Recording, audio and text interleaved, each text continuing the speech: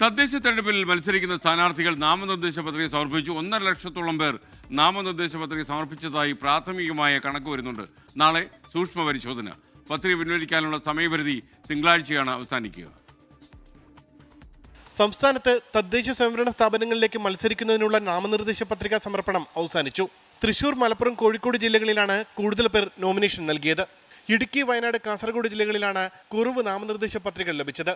നേരിട്ടും നിർദ്ദേശകൻ വഴിയുമെല്ലാം സമർപ്പിച്ച പത്രികകളുടെ സൂക്ഷ്മ പരിശോധന നാളെ നടക്കും. സൂക്ഷ്മ പരിശോധനയ്ക്ക് ശേഷം മത്സരിക്കുന്ന സ്ഥാനാർത്ഥികളുടെ പട്ടിക റിട്ടേണിംഗ് ഓഫീസർ പ്രസിദ്ധീകരിക്കും. തിങ്കളാഴ്ചയാണ് പത്രിക പിൻവലിക്കാനുള്ള അവസാന ദിവസം. തുടർന്ന് റിട്ടേണിംഗ് ഓഫീസറുടെ ഓഫീസിലും ബന്ധപ്പെട്ട പഞ്ചായത്ത്, മുനിസിപ്പാലിറ്റി, നഗരസഭാ ഓഫീസുകളുടെ മുന്നിലും മത്സരിക്കുന്ന സ്ഥാനാർത്ഥികളുടെ പട്ടിക പരസ്യപ്പെടുത്തും. ഡമ്മി സ്ഥാനാർത്ഥികൾ സൂക്ഷ്മ പരിശോധന കഴിഞ്ഞാൽ തിങ്കളാഴ്ചയ്ക്ക് മുൻപ് നാമനിർദ്ദേശ പത്രികകൾ പിൻവലിക്കും. വിമതന്മാരെ പിൻവലിപ്പിക്കുന്നതിനുള്ള തീവ്ര ശ്രമത്തിലാണ് രാഷ്ട്രീയ പാർട്ടികൾ. നാമനിർദ്ദേശ പത്രിക സമർപ്പിച്ചവരാകട്ടെ പ്രചാരണം കൊഴുപ്പിക്കാനുള്ള തിരക്കിലുമാണ്. 24 തിരുവനന്തപുരം.